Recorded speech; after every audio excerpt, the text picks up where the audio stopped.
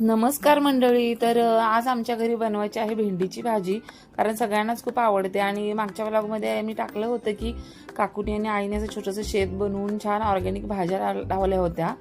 तर त्यातली भेंडी काढली होती मी आणि भेंडी स्वच्छ धुवून घेतली आणि धुवून स्वच्छ कपड्यांनी पुसून घेतली, कारण कापताना ती अशी चिकट होत नाही.